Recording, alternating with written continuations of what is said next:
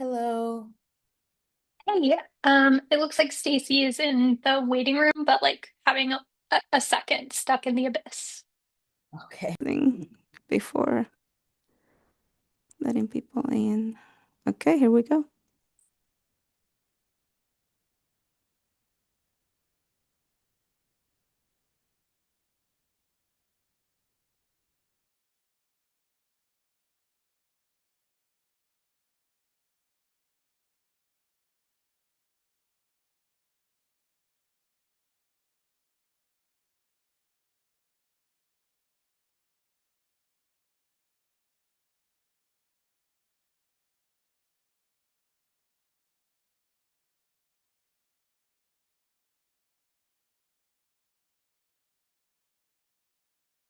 Hello, everybody. Welcome in to the session. I think we'll probably give it a couple of minutes so that we can get as many folks in as possible before we start. So I'll just take a second.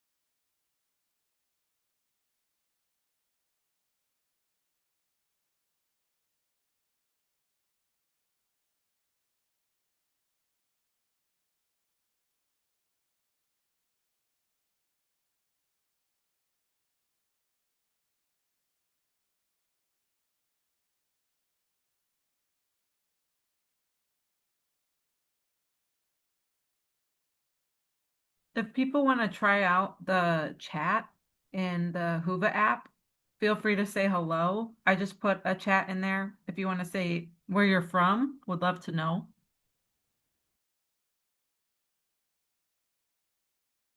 Okay, so we're gonna go ahead and get started. It's 2:17. I gave it a couple minutes. I'm sure people will trickle in, so we'll get started.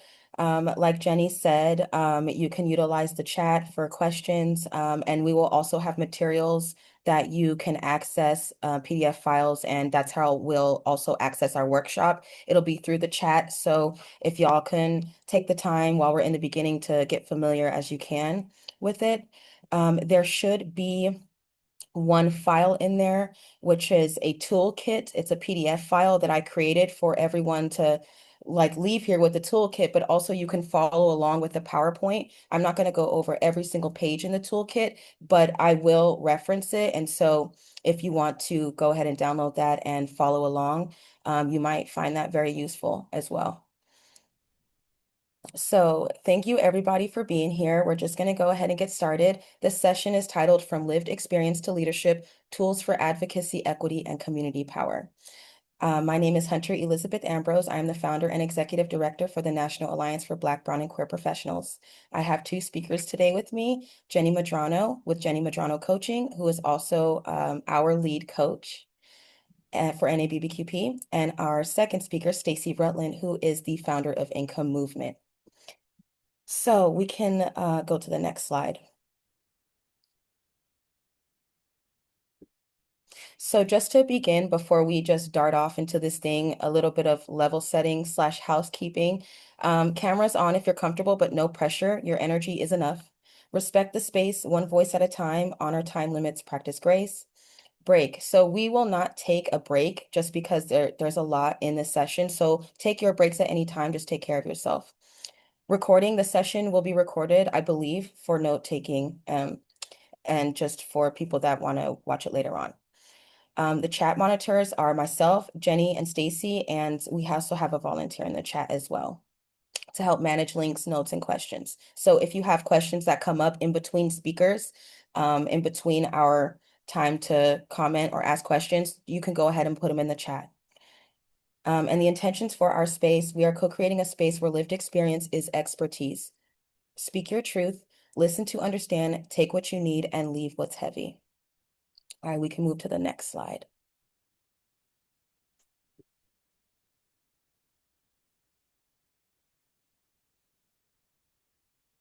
Okay, so for today's agenda, we have 90 minutes. We're starting off with with a welcome and framing by myself.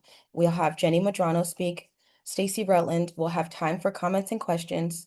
We will start our breakout workshop at 3:05. That's the goal. And which is an equity workshop. We're going to be doing an equity audit scorecard game. Then we'll come back.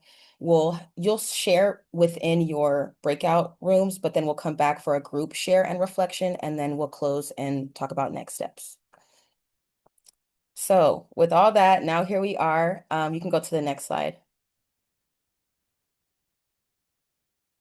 So this session, the overview and objectives. The session is designed for leaders and professionals with lived experience who are shaping equity, advocacy, and leadership in their communities. Together, we will explore how to move from individual experience to collective power. Through interactive dialogue, breakout discussions, participants will identify where they are on their own advocacy and leadership journey, what barriers exist, and what supports or pathways are needed to advance equity-centered leadership across systems. This space honors lived experience as expertise and builds practical tools for healing-centered sustainable change. The objectives of this session are: number one, name and analyze key systemic challenges, including tokenization, lack of pathways, and burned out in lived experience work. Engage in peer discussion to identify shared solutions, values, and opportunities for collaborative leadership and community building. Learn how to assess an organization using equity scoring, NABBQP's sample equity audit scorecard. Leave with tools and language to strengthen advocacy, organizational equity, and leadership development efforts. Okay, we can go to the next slide. And so to get a little bit into who I am and my background and why we're even doing all of this. Again, my name is Hunter Elizabeth Ambrose. I'm the founder and executive director for the National Alliance for Black, Brown, and Queer Professionals. But my story is one that many of y'all here resonate with. I was in foster care for 16 years from the age of 2, and I emancipated into homelessness 2 weeks before I turned 18, which is the reason why I wrote my book, Relentless: Surviving the Los Angeles Foster Care System and Emancipation, because I knew that the strength in my story would help push this needle forward of almost demanding that we have a voice and a place at the decision-making table, because for my entire life, I had lived under the decisions of others who called themselves professionals, and I was harmed in that time. I am also a survivor of child sexual assault within the foster care system, which was an ongoing thing that happened to me in a foster home, and I'm still fighting for justice for myself. I'm a survivor of sex trafficking, domestic violence, homeless, juvenile incarceration, racism and discrimination, and the constant experience of being treated like I was disposable and invisible. But I'm here because there are millions of us, young people who have aged out, still falling through the cracks of the systems that claim to care. So if you can go to the next slide. Being in this position, having the story that I've had, and surviving all of the things that I have survived brought me to this place of really understanding how emancipated foster youth in this country, or adults that were in foster care, are not only falling through the cracks, we are one of the main populations that are experiencing homelessness and incarceration in this country right now. So I want to talk about some stats, some facts and statistics, and they're not all on here. I have them down here because it's a lot. According to the Annie E. Casey Foundation, nearly 19% of youth who aged out of foster care experienced homelessness between ages 17 and 19, and 26% experienced homelessness between ages 19 and 21.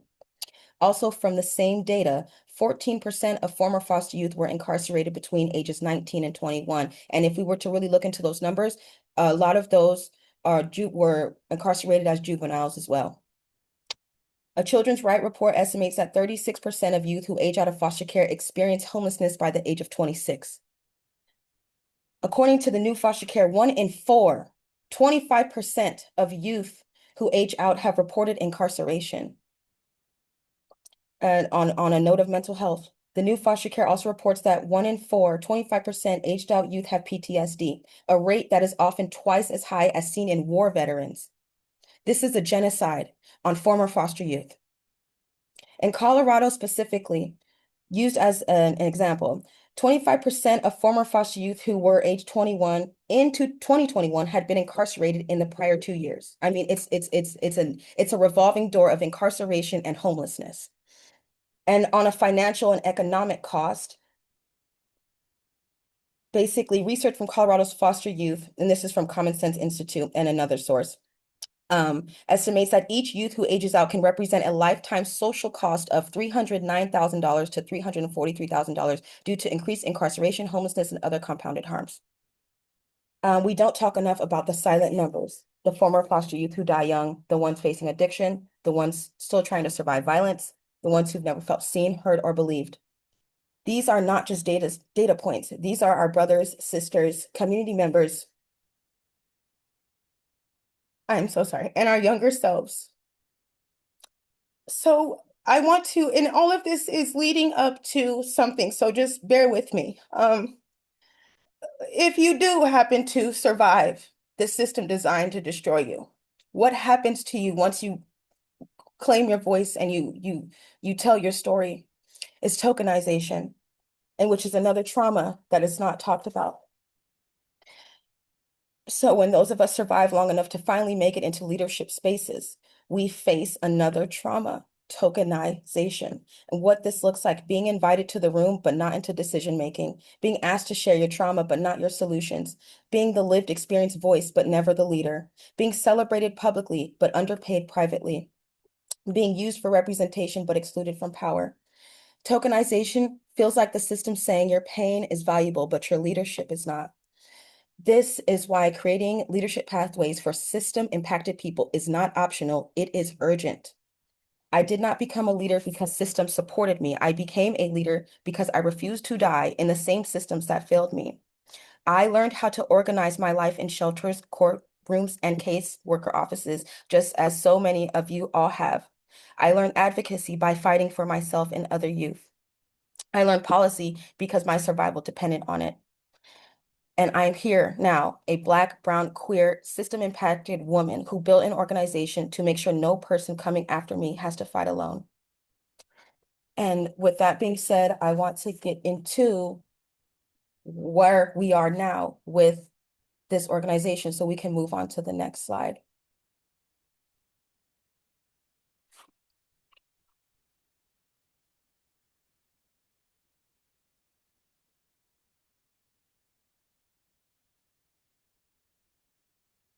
So who we are, NABBQP, short for the National Alliance for Black, Brown, and Queer Professionals. That's a long name. We are a healing-centered equity organization that advances leadership, opportunity, and community power for Black, brown, and queer system-impacted individuals. We provide training, tools, and consulting that transform organizations from the inside out, shifting culture, redistributing power, and building pathways for lived experience experts to lead. What that looks like are a set amount of services: lived experience consulting, policy and advocacy strategy, public speaking. Then we have our equity audit and scorecard, and ethical and cultural competency trainings. So today, our workshop is going to be centered around our equity audit and scorecard, because this is something that you can use as a tool going into any organization that you do work with or whatever, so that you can have language and a way to identify gaps in equity and strengthen programs for community. So this is just a model of the approach to leadership pathways for NABBQP. So taking a trauma-informed healing-centered approach and starting where people are in their healing and growing in their skills towards higher leadership positions if they so choose to, or even into public office like what was being talked about earlier. We can move on to the next slide.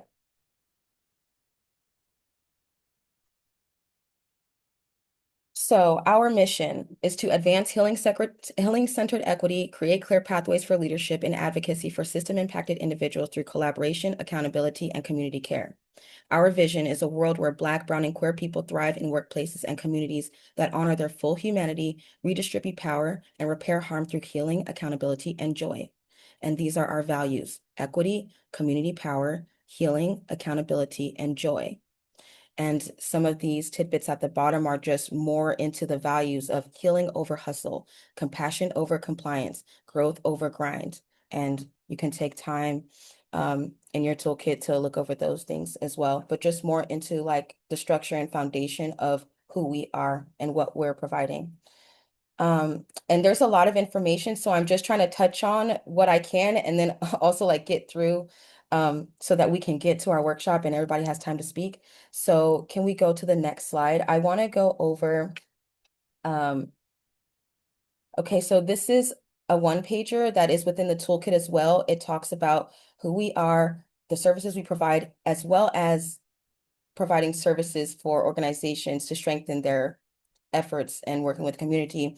We also have a leadership development program that is designed to support lived experience experts while they're doing their work with professional development, financial coaching, because a lot of times these roles are independent contractor roles, and then you have to figure out the taxes after the fact.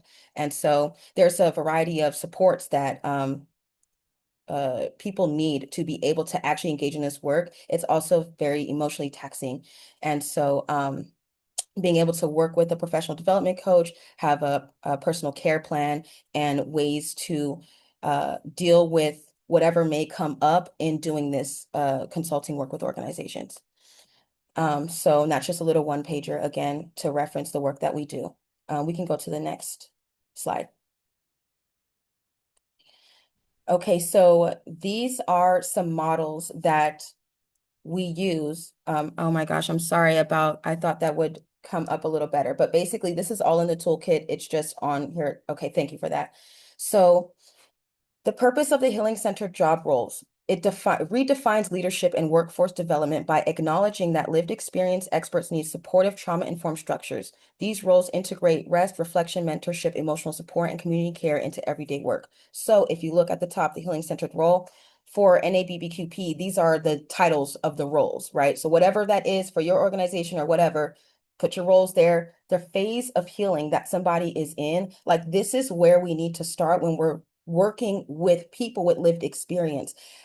Like we have goals and expectations. We want you to tell your story. We want you to show up here, show up there, strengthen our stuff. But at the same time, where is this person in their place of in their phase of healing? And what supports might that individual need in order to get through?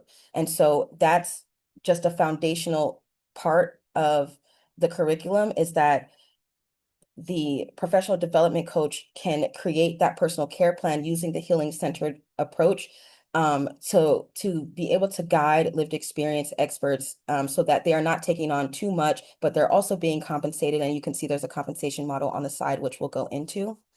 So, so the phase of healing, support needs, and expectations is really what I want people to get from this model, understanding that these are intersecting. Like we have to have that web of like support, and this is a package deal, in my opinion, in my view. This needs to be covered. So that's why I put the model, if it's helpful for anyone, in creating a healing centered model. So the purpose of this is to replace burnout and extraction with sustainability and well-being. The outcome is a workforce that thrives, not merely survives, because you can have people who are not okay, but they're still showing up, and that matters. So the next, going down a little bit, the healing-centered compensation model. So once we know where someone is in their phase of healing and what we can expect and yada, yada, yada, then we have the healing-centered compensation model. This establishes fair, transparent pay structures that compensate lived experience experts for both their professional skills and their emotional labor. So as you see here, now this is one model, and this is for directly contracting. This is the hourly rate changes if consultants are doing work for outside. But for our organization, the rate is the same, but the expectations and the hours increase depending on where somebody is in their leadership journey, and that goes up. And so this is a model for anyone to use to see how can you make an to how can you identify gaps in pay and compensation for your lived experience experts, and also not have too much expectations on like how much you need them to do, and also changing the stigma that like um people need to be working 160 hours a month to be able to uh receive a living wage, when that's not the case. A healing centered approach would be that someone could, if we look at the top, work 40 hours a month or less and still make a living wage. So that's the purposes of these models, is to share that it's possible to patch gaps when it comes to compensation by way of emphasizing the healing, the time needed to heal from what was survived is just as impactful as like someone clocking in and doing all this work like for hours and hours. Healing yourself and being given the time to heal and the compensation to heal is going to give you a better outcome, and like better work is going to come through from those employees because they're not burnt out and they've been given the time to heal, instead of asking people to like hurry up and rush to be ready to work a ton of hours that doesn't align with their life. So again, these are just models that are there for examples to help y'all to see different ways of looking at how we can compensate people and what we actually expect from people after they've survived homelessness, incarceration, assaults, like everything you can name of. And we just want them to bounce back. I think that we really need to be giving people a lot more time to heal. So if we can, start to get that going within our nonprofit industries, like we got to give more time to heal, and working these models into our programs and strategizing and not using, but using lived experience experts to help y'all to help do this. So the third part is the leadership curriculum. If we could go down to that next one. And basically, this is a model that guides individuals through healing-centered leadership development, stages of growth, core competencies, advocacy skills, communication tools, power analysis, self-reflection practices. It is designed specifically for system-impacted leaders, navigating trauma, identity, and responsibility. And so these are like there's two parts here. This top part is and months, right? Really, we can just throw that away because everybody's healing is looks a little different. This was just an example. So, but the focus area and the key topic and skills and the outcomes are very much in alignment. Like that's unless people have goals that are outside of advocacy, this is somewhat of the path and the journey that I have found for myself.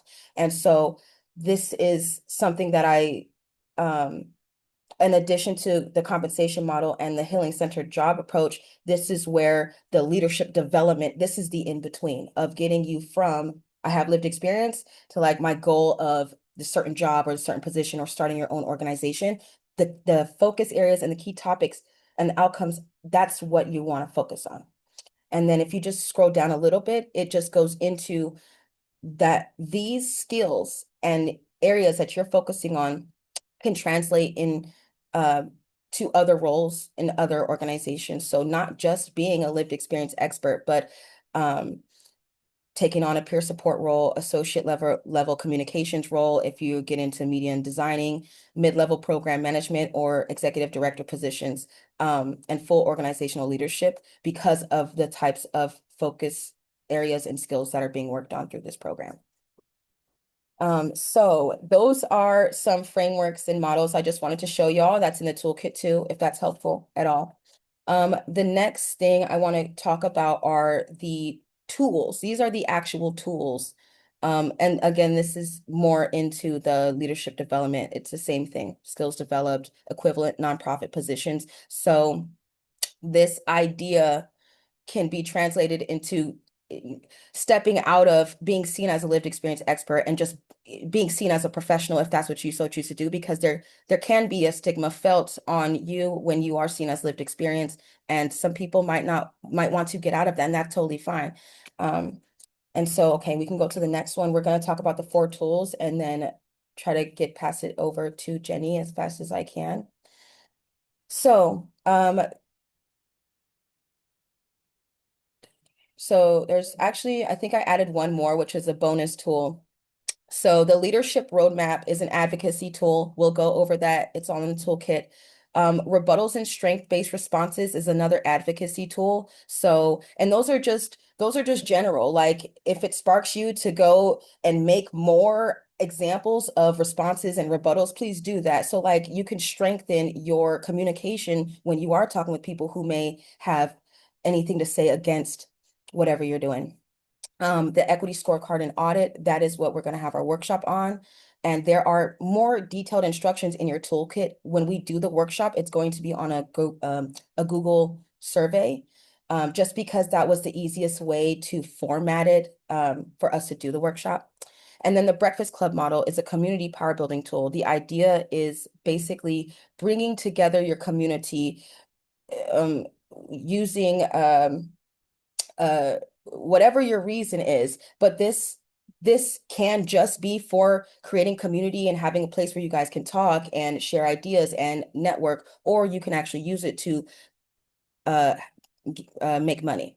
So whether or not you have a breakfast club and that's something that needs to be funded, or you say, well, I actually know how to do like yoga or something, and I want to host a class, and then we can start making, we can receive donations, and then we can do this thing that we want to do. So the Breakfast Club model is it's for transforming like your community so that you can actually do what you need to do in your community. If your community is like lacking in certain areas, whether it's food, whether it's like resources, whether it's clothes, like whatever it is, how can we strategize to then bring that community together? And whether we need to make money or we need to like whatever we need to do, that breakfast club model is going to help you.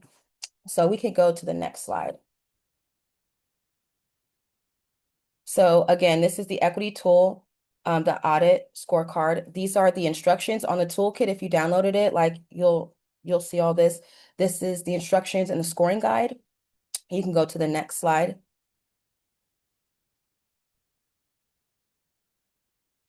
And this is the actual worksheet. So like on your own time, you could either do this for your like an organization that you're a part of or whatever, like use this however you want, but this is different from what we're going to do. Like the workshop is a survey, but it's the same thing. So use this on your own time. I created it so that y'all can print it out and use this to identify equity gaps. And so we can go to the next one. So the advocacy tool, the leadership roadmap worksheet. So this is a 2-part thing. This is the worksheet, and there's a mini legend. There's a lot of information on there. You'll read it, you'll figure yourself out. But can we go to the next slide for the actual roadmap? This is the roadmap. So map out your leadership journey. I've got, so there is a ton of stuff on here so that you can start to identify whether you can print it out and use highlighters, markers, or whatever, color code it, but identify where you are, where you want to be, things that you've done, whatever the case may be. I created this so that, and it's not a circle, it's not a straight line. Like you can be bouncing around all over the place like a pinball machine. Like that's I feel like that's what I've done. And when I look at this leadership like roadmap, I've been all over the place, but it kind of just helps to see what are the areas that I actually am not working on? What are the skills I do need to obtain so that I can get to the next stage in my leadership? And so that's what those 2 things are. And then we can go to the next one. I just wanted to explain what was in the toolkit so that everybody has an understanding. Again, here's the advocacy tool, the rebuttals and strength-based responses. So go over that, critiques and responses, because it does happen where people might question you or just be like, isn't this just, you're just giving people money to go sleep at home. Like, how would you respond to, how do I respond to people that may not like a healing centered approach and, paying people to heal? this are having a too soft of a model for professional environments. So that's what that is for. We can go to the next thing. Okay, this is the Breakfast Club organizer. So like I said, the purpose to create consistent, meaningful community gatherings that build trust, joy, and shared purpose, whatever that shared purpose is. And so this is just a forum to help you figure that out and just map out your ideas. There's an example at the bottom as well. We can go to the next thing. I think this is the bonus toolkit that I added in here. So this is a bonus tool for administrators, um, anybody that's in a leadership position or is a decision maker, to help administrators and organizational leaders authentically include lived experience experts in decision making, leadership roles, and strategic development. So this is a small little form, but if we go to the next page, there's an actual worksheet. So y'all got a worksheet too. And basically you can assess your own organization, right? Like, why do you need someone else to come in and tell you? Like, you probably know. We all know when we have stuff we got to work on. So assessing your own organization and how you currently incorporate lived experience expertise, and identify strategic next steps. And so I hope that y'all have fun with all those tools. Um, so and I just want to end with this, and then I'm going to pass it. These are not just theories. These are not just models. These are survival tools, and they are justice tools. They are power building tools. And this is how we disrupt tokenization. This is how we honor the experts who lived the systems that we are trying to change. And this is how we stop the cycle of trauma for the next generation. None of this work is done alone. I am honored to do this work with two incredible leaders who you will hear from right now. Jenny Madrano. Jenny Madrano is a liberation coach and leadership developer who helps people move from surviving to thriving. And I can say that because that is why I'm here. Her approach to leadership is rooted in healing, authenticity, and systemic awareness. And Stacy Rutland. Stacy is the founder of Income Movement and a national champion for guaranteed income. She brings decades of experience in power building, shifting policy, and creating economic justice. Both of them are partners in this work and believe in lived experience leadership the way I do. Thank you so much for listening to my section, and I will now pass it over to Jenny Madrano. Woo! Claps for Hunter. If you could show her some love in the chat, anything that stuck out to you, anything you appreciated. She put so much work into all of these toolkits and resources, and I hope you all are able to utilize those. Hello, everyone. My name is Jenny Madrano. I use she, they pronouns, and I am a lead professional development coach with NABBQP. You can go to the next slide. So I want to talk about building internal leadership pipelines for lived experience experts. And I mainly want to break down just the way that I see leadership fail time and time again, and how that tokenization takes place, and how we can do it differently, and how we can think about leadership differently. I can move to the next one.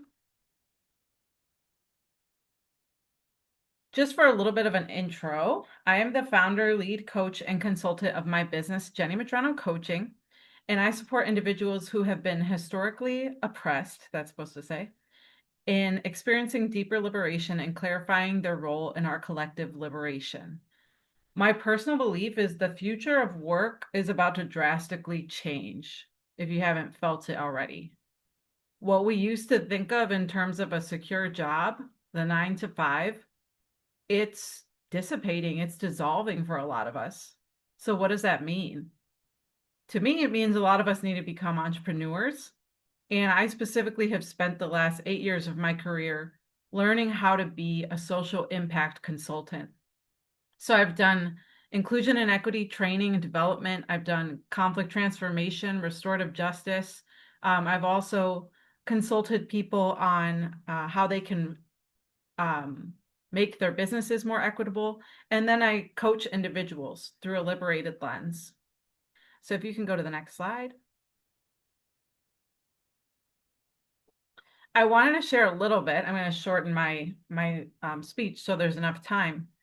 But the reason why I feel like I really understand leadership development and how this could look is because I've experienced what it should not be. And my guess is that most of us in this room have also experienced terrible leadership. Uh, it's sad, really. The majority of leaders in the corporate and nonprofit sectors are incompetent in a lot of different ways. And for me, this picture right here, it is when I was in my 20s in a fellowship program, a leadership development program in Denver, Colorado. I look happy there, but really in this moment, I wanted to die. Like I was so not happy. I was so doubting every aspect of my being because this 2-year fellowship program was designed through a white male Christian lens. And there were so many aspects of myself as a Mexican American Latina that just were not seen. There were times that I would push back on things and I would get extreme pushback. Even bringing up diversity in 2013 was so taboo in this organization. And there were so many ways that I was labeled as a rebel and I had to conform. I finished the program because I was committed and in my mind, I was going to go back to Chicago and become a public school leader in some way. I wanted to continue in the education realm, but I never left Denver after this program. And I think there was a part of me that stayed for 9 years so I could get on the other side and experience what good leadership could actually look like. So really this experience taught me a lot of leadership don'ts and do's. So if we could go to the next slide. Some of those are, sorry for the formatting, it's a bit off, and maybe the apostrophes are off too. I was confused on the don'ts, but one of the things that I experienced right away was a vague delegation of tasks and unclear goals and expectations. I cannot stand that. I feel like if I'm on a team and I'm clearly given a task and other people depend on me for that task, I'll make it happen. I also believe that for most people, because we're collective human beings, that is the case. However, when delegation happens poorly or it's unclear, there's going to be a huge chance that people aren't going to actually carry out the task. So, in my experience with equity and inclusion consulting, this was often a tension point in a lot of workplaces. There was some kind of higher up, a CEO, founder, or executive director that was saying, my employees just won't do the work, or my staff just won't do the work. They won't rise to the occasion. And 9 times out of 10, it was because they were unclear or unsure of how to complete the task. So a do would be clear delegation of tasks, routine check-ins and accountability, crystal clear expectations and consequences. And that's just one example. I won't go into each one of these, but again, you have these slides. So if you want to take more time to look more thoroughly at this slide, I'm sure a lot of you could say the same thing, that these are some of the don'ts and these are some of the do's. And this is how it could look differently. So how does that inform what we're doing at NABBQP in the coaching that I'm a part of? Another thing I observed in the landscape of leadership is that there's often extremes in terms of development. There is the sink or swim extreme, which was my experience in that fellowship, where I had no previous experience leading a summer camp or having that level of responsibility of 100 children in the Northwest Denver area under my supervision as a 24-year-old. But I was pushed into that and I learned really quick. I had my education degree, but I wasn't sure of the ins and outs on how to set up a summer camp and all of the safety restrictions and everything. And there were a lot of times in the summer where I had to do that, where I would just start crying. I would just break down. I would feel like extremely stressed out that I wasn't doing a good job. And there was no leader checking in. There was nobody asking me how I was doing. There was no mentorship, nothing. It was just up to Jenny to figure it out and make sure all the kids are safe at the end of the 2 months of summer camp. So that's one extreme. The other extreme is more of a belittling approach. I've experienced this as well, where people and leaders will think, oh, well, she doesn't have that much experience, so we'll give her some little symbolic task. She will be the one to fill out the paperwork for the kids.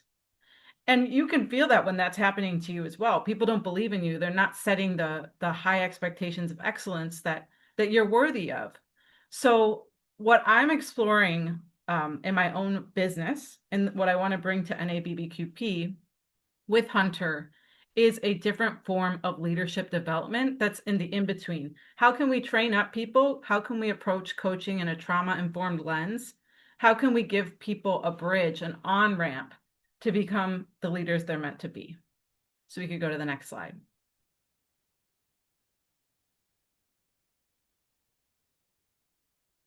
So this is a graphic that describes what I'm talking about here, building internal leadership pipelines for lived experience experts.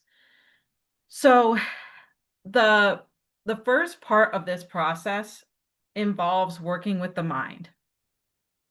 It involves addressing any existing limiting beliefs that are holding a person back, as well as just confidence in general. And I have found that I think people overestimate how much time this can actually take.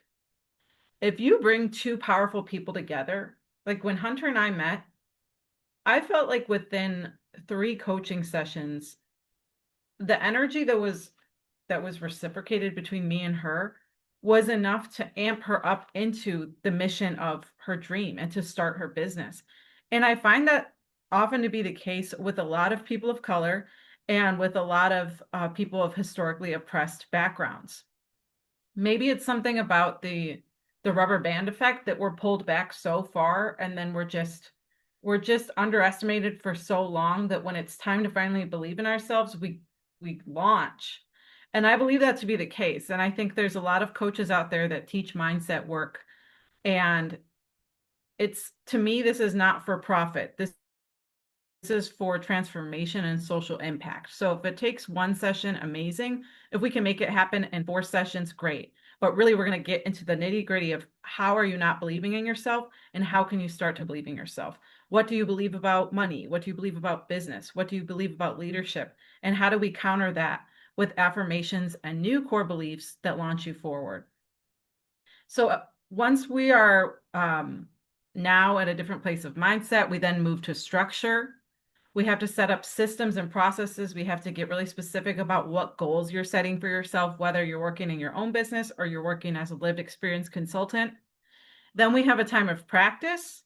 And this is you going out as a consultant and actually meeting with potential leads, actually meeting with organizations, and maybe you have someone else from the team joining you. So it's a less scary thing. And so you can learn the protocol and the professional language used to land a contract. And then the last part of this is going to be agency. So a person that has gone through this whole process is now ready and prepared to go out and go to a conference like this one, meet someone, and know from A to Z. First, you're going to introduce yourself, introduce what you do. You're going to know exactly the process to take someone through so that they understand the work you do. You're going to know how to create a scope of work, a proposal, how to finalize the contract, how to deliver the services, how to set deliverables and rates.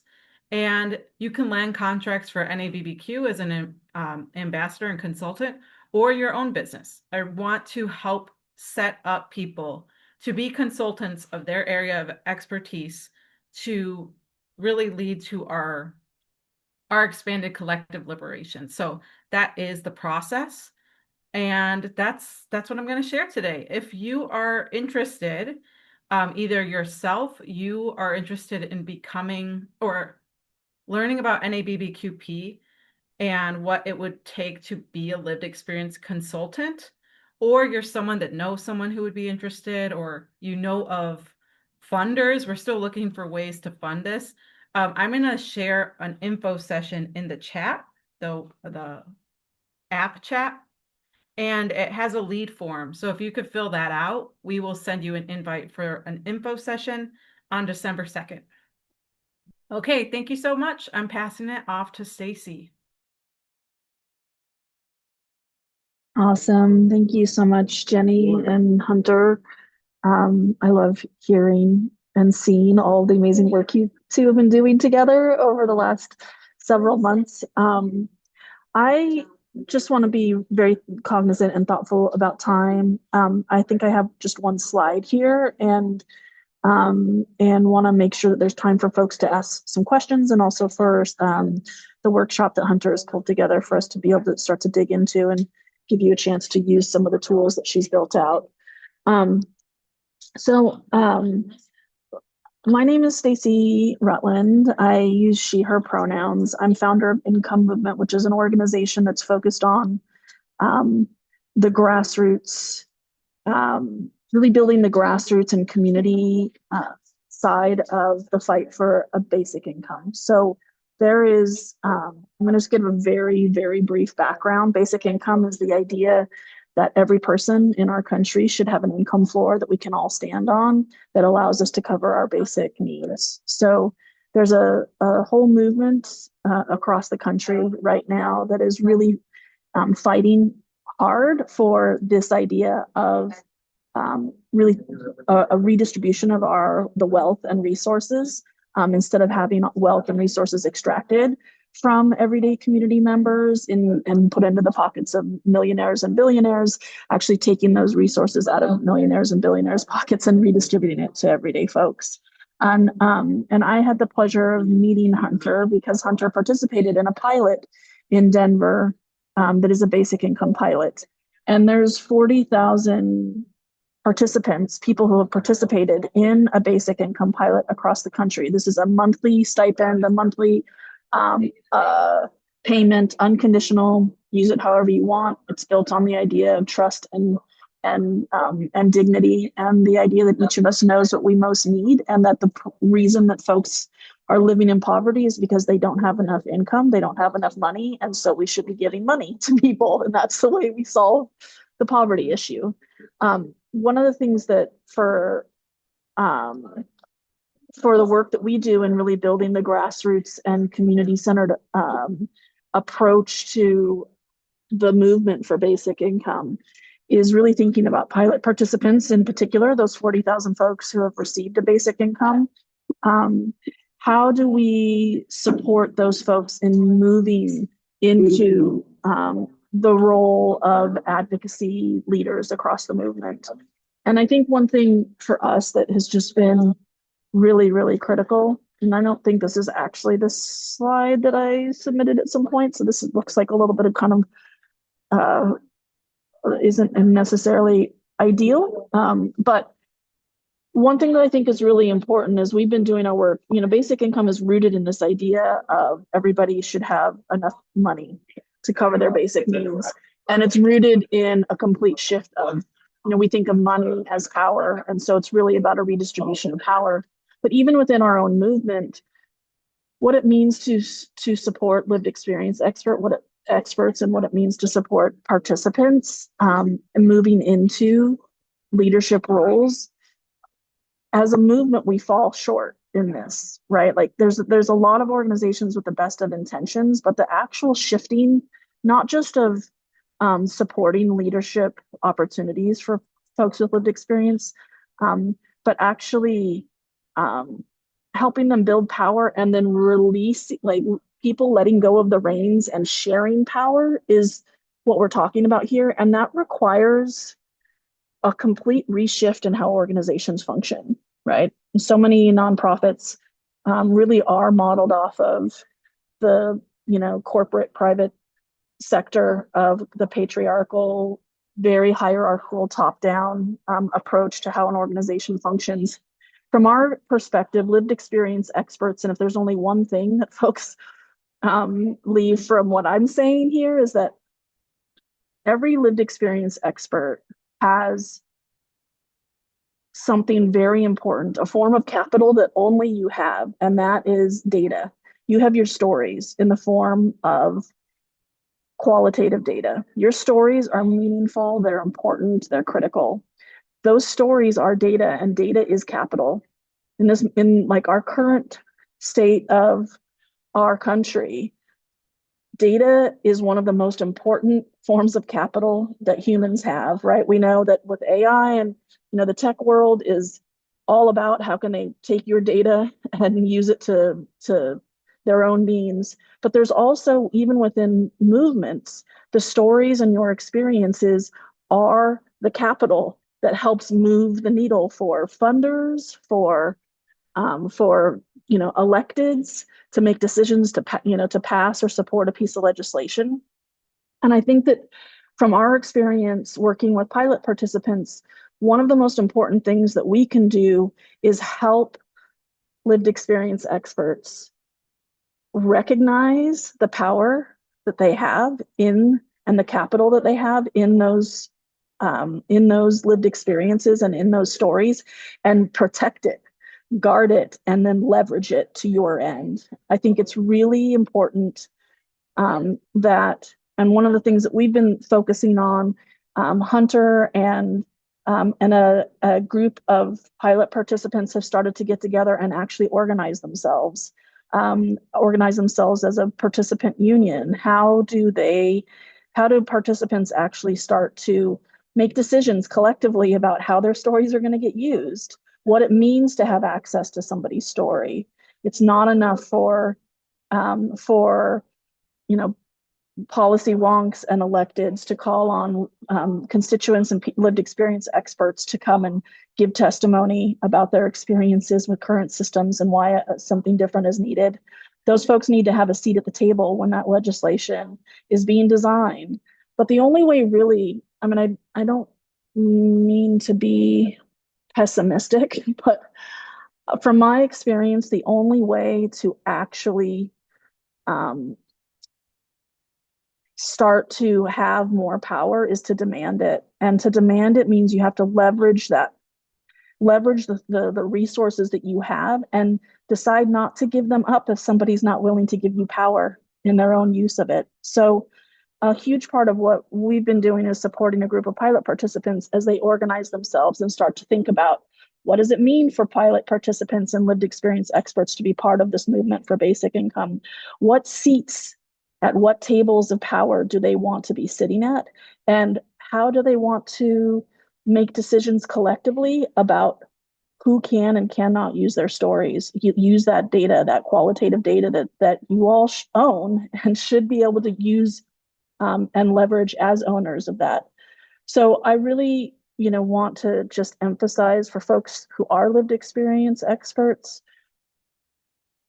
stepping into the power that you have and recognizing what your resources and capital is, and it really is your stories, being very protective of those, connecting with other lived experience experts in your area of focus, whether it's unhoused work, whether it's food insecurity, whether it's supporting transitioning foster youth, and that's your area of focus. Connect with other lived experience experts and organize yourselves so that you can demand that seat at the table. I really don't think change happens without those who have been pushed to the margins finding an opportunity to leverage the power that they do have and demand better. And I do think for organizations, if you're really interested in non-extractive, community-centered programs and policy designs, you have to be integrating lived experience experts in every part of your process. Well, as soon as you start doing that, a lot of what Hunter outlined in the slides, the previous slides, it costs money, it takes time. And those two things mean that for a lot of folks in the nonprofit space where money can be tight, especially right now with everything that's come down the pipeline with the big bad bill, and we know that times are incredibly difficult right now on the financial side in particular. But to do this work well means that we have to be funding this appropriately. We have to be making sure that lived experience experts' stories are the ones who are deciding not only how those stories are utilized, but that they are implemented most significantly in the earliest phases of the work that you're doing, in designing programs, in designing policy, in designing a survey for how you're going to learn a little bit more about the landscape of the work that you're doing your work within. And so I think I just want to make sure that from our perspective, these are the most important areas for us to be focusing on. This group of lived experience experts and pilot participants who have been getting together for the last 4 or 5 months to organize themselves to kind of define what their priorities are within the movement for basic income. They're about to launch this union of sorts that's going to invite those 40,000 participants from across the country to start to come together and work together to demand a seat at the table in each of their counties and states, as legislation is getting created to demand that funding happens to actually support lived experience experts throughout this process. Um, so I hope and am excited to see that there's so many folks from both organizations and lived experience experts here today in this session. But I really do hope that as we continue to move into what I hope is a new phase in 2026 and beyond of lived experience experts holding more power, that we're able to really shift the way resources are distributed, both all the way from the nonprofit all the way up to government, how government systems work. And I'm very thankful to be here and chat with you all today and to support Hunter, who's doing amazing work and helping lead the way in this next shift. Oh my goodness, that was so amazing. Thank you, Stacy and Jenny. So I do want to give us like a couple of minutes if anybody has a question. And then I want us to get into our workshop. We'll do 25 minutes instead of a half hour, and I think that we should be okay. So if I haven't been looking at the chat. I'm sorry. I was just paying attention, but Do we want to stop sharing our screens and just all get to see each other? Right. I'm not a huge fan of we can do that. slides if we don't need them. Should we all have a chance to? Awesome. I've been watching a little bit in the chat. I actually see a lot of familiar organizations and faces that are in the basic income space also. So it's lovely to see you all. And so many of you are in towns where pilots have been happening. So really cool to see you. I see D. You have a question? Yes, I had a quick question. Thank you guys for the beautiful presentation. It's very insightful.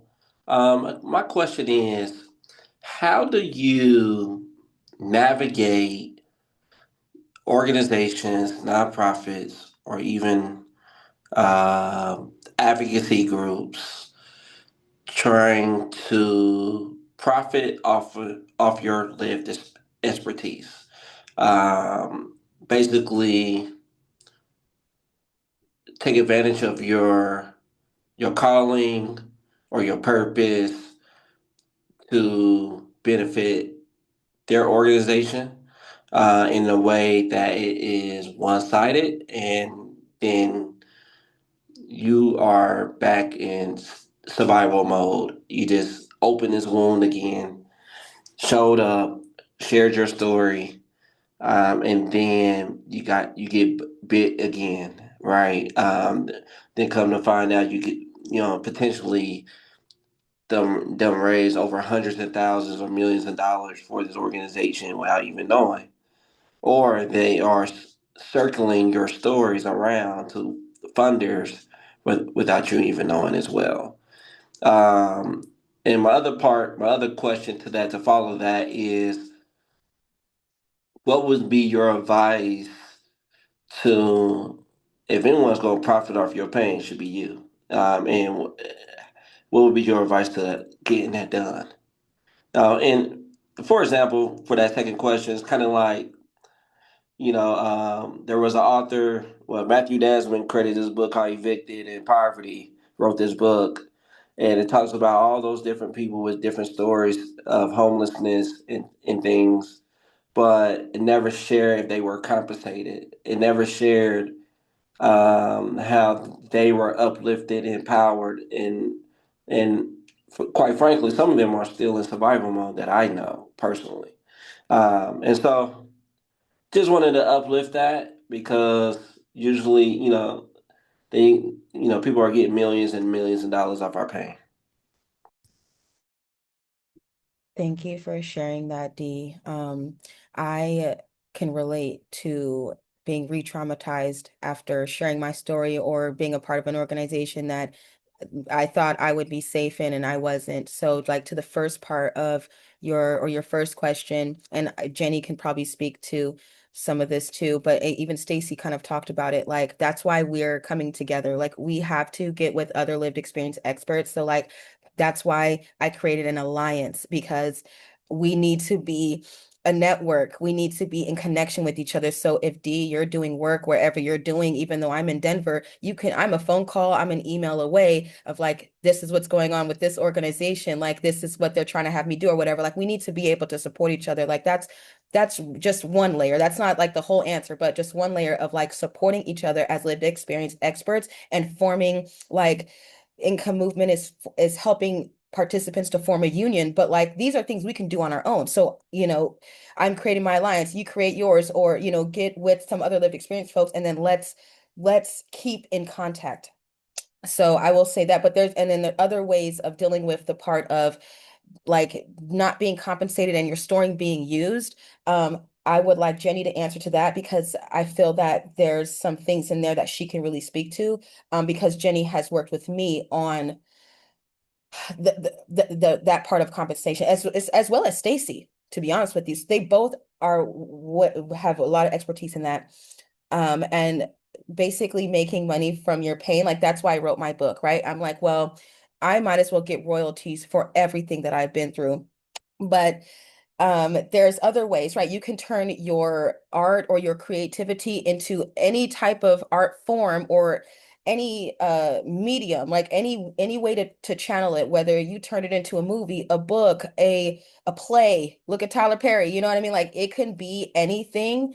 It can be turned into a class that you make money from giving a class. Like I want to teach a class on how to write a book.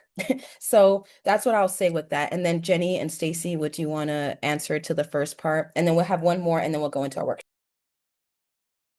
Sure. I think Dee, you hit the nail on the head when you said if they're making money from my story, I might as well be making money from my own story. And Hunter is an example of that and everything she described.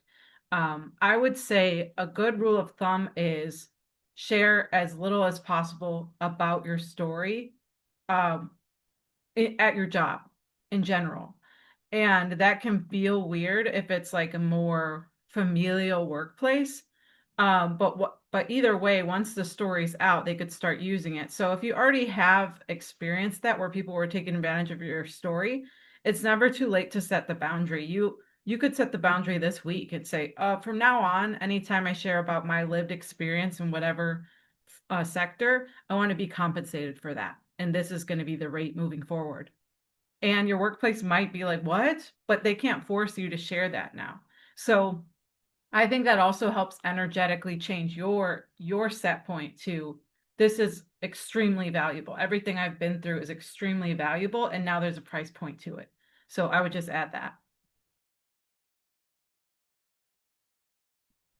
Yeah, I to kind of echo some of that and build on, I do think that um, a lot of what I have witnessed in pilot participants sharing their experiences being part of a basic income pilot that often is in a community setting or with funders or with people in power in one form or another, whether they're funders or electeds.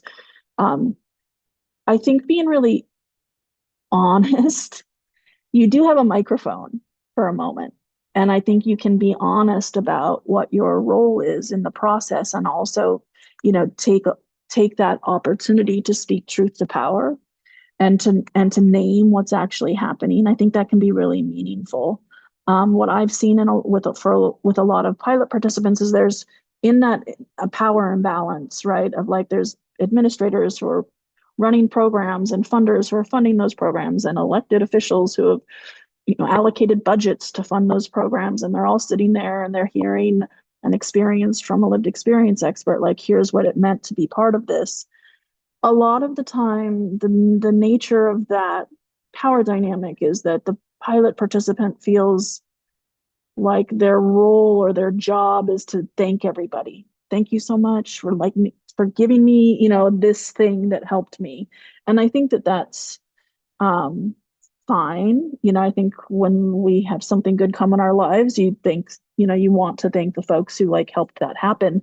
And it's also, however, a moment to talk about what your hopes are, what your goals are, what you'd love for the program to have done instead, how you hope what you hope that the people that are in that moment hearing your story, what you hope they do with it, that you hope that they understand the importance of funding lived experience experts like yourself to be able to tell the stories. Right now there's an epidemic in the nonprofit space where the really important work of shifting narratives and sharing stories is built on the back and shoulders of volunteers. Volunteers who have no resources often to even just give up the 2 hours it takes to go to an event and be able to tell that story. And a lot of the time nonprofits in the space, what they think of as compensation is just compensating you for your travel time or things like that, but there's something deeper happening here. And so really, taking that moment when you can share your story with a larger audience to be honest about what your experience is and what your hope and vision is for how the systems function moving forward for you and for other folks in your community can be very important. And you can say whatever you want to say in your story and when you're speaking to folks in your community. And I think that's an important opportunity as well. We did have one hand up. Or is that person still here? Marina, yeah. Okay. You're muted. My bad. I was going to say more, I guess, of just like continuing this conversation and this discussion about, the idea of, I guess, compensating those of us who have this lived expertise that are going into these spaces. I came from one organization recently that had a practice in place of ethical storytelling. And part of that framework was the idea of deep consent and written consent agreements where people get to choose how long they share their stories for. Like, does this have an expiration date? And if it doesn't, like, I agree to be called, annually or whatever to like re-up on consent for this. And also just the idea of like analyzing your stories. Does this re-traumatize somebody? Does this story sensationalize the experiences? And if so, like, how can we move away from that? And now I'm moving into a different organization where my role is more centered around my lived expertise, but that framework of ethical storytelling does not exist at this org. And so I feel like I'm entering a new space of concern because it's like, while at one space there was this ethical framework in place, my expertise wasn't valued as somebody who had lived expertise. But now I'm going into a new space where I have the title that, yeah, I'm the lived expertise partnership, program manager or partnership manager, and yet the framework isn't there. And so I feel like I'm having this, split personality mindset of like, I'm worried that, at some point, am I just being used for the title, right? It feels like it doesn't go deeper than this. And yet, whereas like at other organizations, they seem like they're doing more work, and yet they're not centering the people with the lived expertise. So rather, I don't know if I necessarily have a question or just want to commiserate, but I appreciate the topic of this workshop. I think not enough people are talking about it, not enough people anyway. And I appreciate the work that you all are doing in the community. Thank you, Marina. And honestly, what you're saying, it's the reason why I wanted to just focus on the equity scorecard for all of us because y'all can get the most out of it. You can identify gaps in equity in your own situations with this, and that's what my goal is. So, do y'all want to start? And we can cut the time down. It's fine. There's three scenarios. We might not get through all three in your breakout room, but you'll walk away having a better way to like those gaps that you're trying to identify. We need language. All we need is language to put to it. Now we know what it is that we're missing. And so I think that what you're literally saying, you'll find some like solace in this workshop that we're going to do. So, um, can we get the breakout rooms going? It's basically just going to divide us up evenly, and Jenny, myself, and Stacy will all facilitate the same workshop with you all. Tanya, can you put in the comments the poll, the Google poll that is going to kind of help guide this and make sure that everybody can open it before we start breaking into breakouts? Okay. Thank you.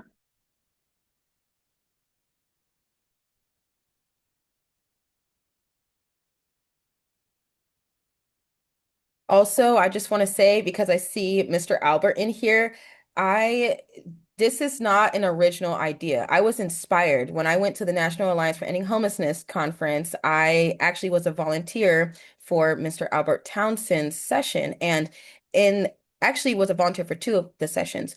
But I was so inspired by the work that he had done, and he had a like a scorecard audit process as well. And so that's where like I derived this from. And this is a mini model. The actual audit that like the organization would do is like a 4 to 6 month process. This is just a mini version. But I just want to give credit to Albert since he's here, because I have so much respect for Mr. Albert as a leader in the space, as a lived experience leader, and as someone who like he understands and he gets it, and he can hear all my jumbled mess, and then he like has he can give good direction, and he's been a great mentor and just an awesome person. So thank you, Mr. Albert, for all of the ways that you inspired me and worked with me, just like Jenny and Stacy. Go ahead, Mr. Albert. You can go ahead. You just got to come off mute.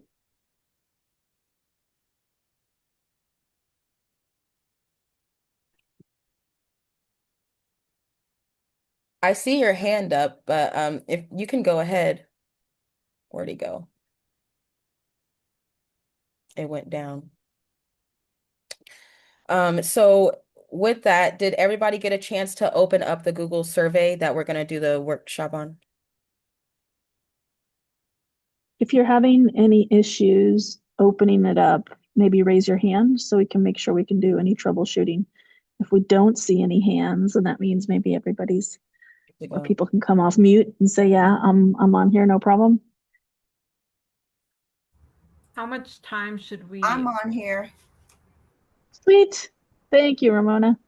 I'm for on letting us here. know. Okay. So should we break into groups and spend Yeah, how much time? 15 minutes? Like we have until 45 after, right?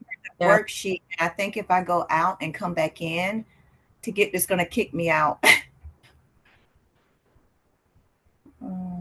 We can reshare the link in the breakout room as well. If that Okay. Let's see. Okay, I have it. Thank you. Okay.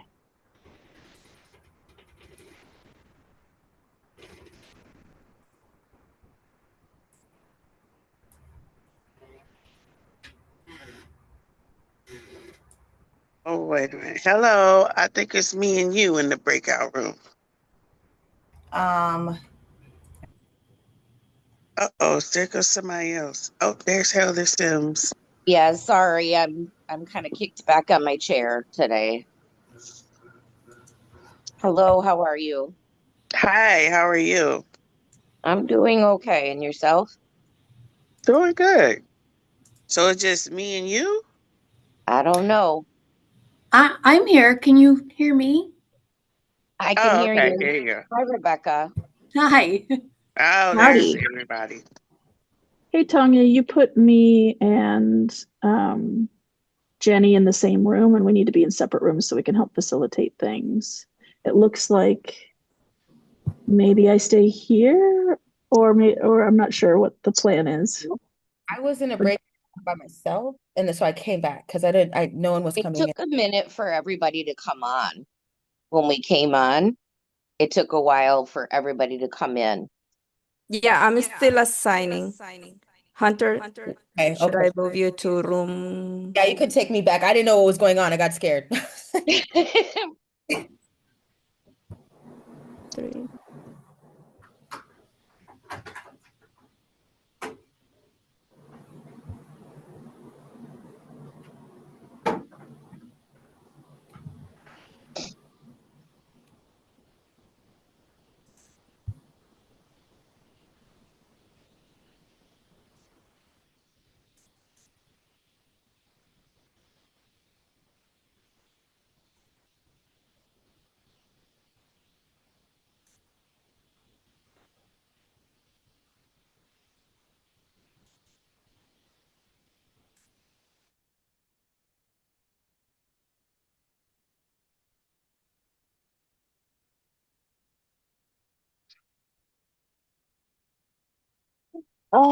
There was no one in my room.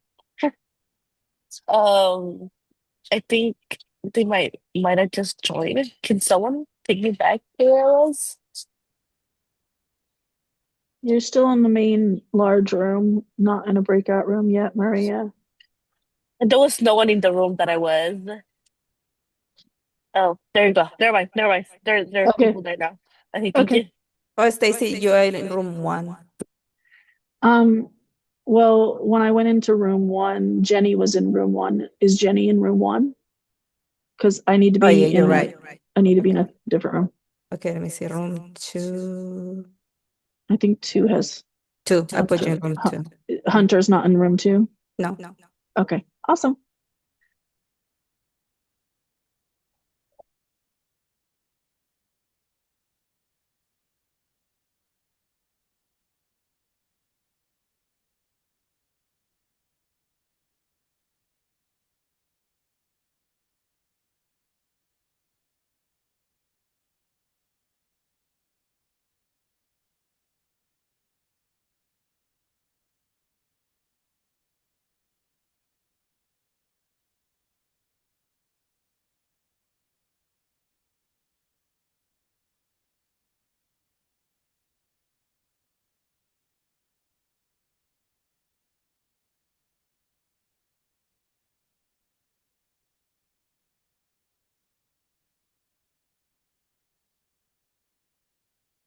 Grant, would you like to join room 1?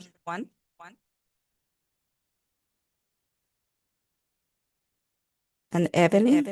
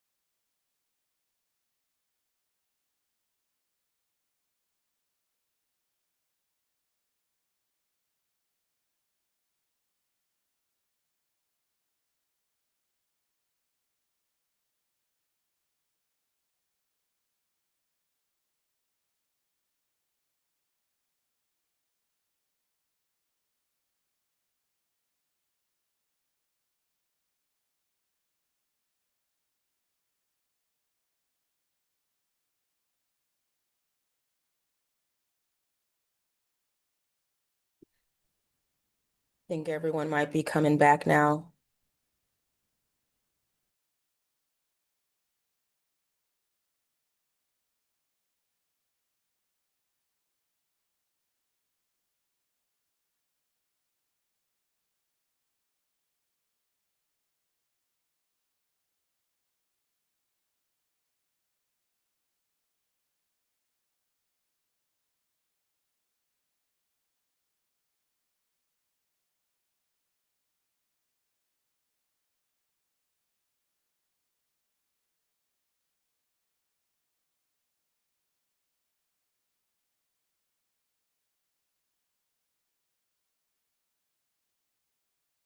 Putting a message in the chat.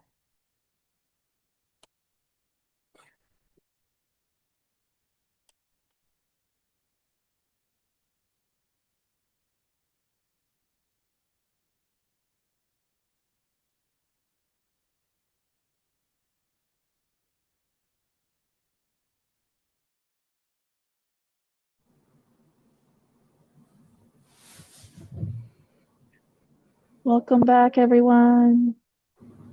We just started to dig into scenario one. I mean, we did some scoring, but but uh, how was it for everyone? Yeah, I would love to hear from people, at least a couple comments or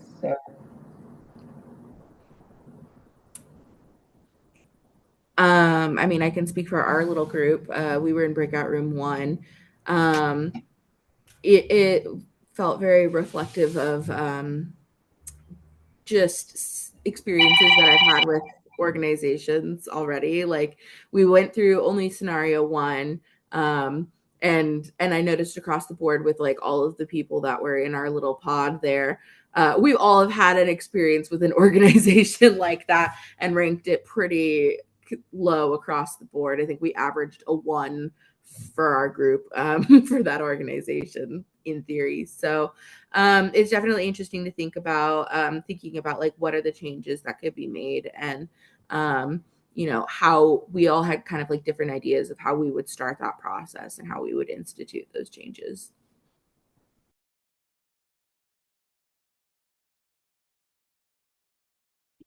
oh, thank you, Marina. Go ahead, Maria. We took number one, but I think this is a good tool to have in different organizations. I know for myself, I have done this type of work in other organizations that we do a lot of like review for NOFO, so it's like county um documentations. But I think for us that are part of like lived experience advisory board, I think this tool is very important to have in our advisory board because like are we yes, we're advocating for people, but are we advocating for ourselves as a nonprofit? Like, are we providing the right tools for our people, you know? And so, like, I'm already like, I see some of my people in here. So I'm just like, I'm already bringing this. Um, I'm maybe like planning to implement this type of work in our own organization and kind of just grade ourselves at like, yes, we're helping, but are we actually helping and providing the right thing for our people? Because I don't know, it just just a lot of questions just popped up. So yeah, I think there's something that we need to work on. And no, I liked it. It's very much um eye-opening and like with this scenario one, I believe Heather and I had the right score, the similar score, which was five. Um, there's a lot of process that they need to do, and they're developing in a way in their leadership, but culturally, they're kind of utilizing people of color. Just because have this representation, that doesn't mean that you're doing the right job. You're just utilizing it for your own benefits. And I feel like a lot of organizations do that a lot. And they think, oh, well, we have the lived experience. That's enough. No, it's not enough. And I feel like in my county, especially like in Santa Clara, we have like lived experience advisory boards. We have we have the youth action board. We have different organizations that are trying to implement the lived experience, but it's like it feels like it's like a slap in the face. We're giving you stipends, that should be enough, but it's not. So I think I'm plugging in with the information and I'm liking it. Yeah. Mhm.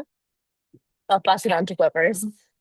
Thank you, Maria. Is there anybody else that has comments or questions or before we wrap up here? I would like to say a comment. I just love the thoughtful way that you shared your story and gave us, all this information about, being the experts of our own life experience. Because, a lot of us work in the nonprofit field, but we are individuals with lived experience. And this just gives people, I'm very lucky that I work at an organization that takes a lot of things into consideration, but I never realized that there was so many organizations that don't do that. And I didn't realize that till you started talking about that audit that we just did. So thank you for bringing that to light to everyone. And just thank you overall for the whole workshop and presentation. It was amazing. Thank you all for being here and receiving and listening, and I appreciate it so much. I know Jenny and Stacy do too. I want to respect everybody's time, and I know we wanted to put something in the chat for people if they wanted to come to the information session on December 2nd.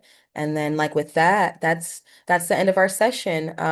Please take the cool toolkit and use it in every way that you can, expand on it, and let me know what you've done. Like I would love to stay in contact with anybody who is interested in continuing to do this work together in whatever way we can. So thank you so very much. And that is it. And you can find that link in the chat, right, Jenny?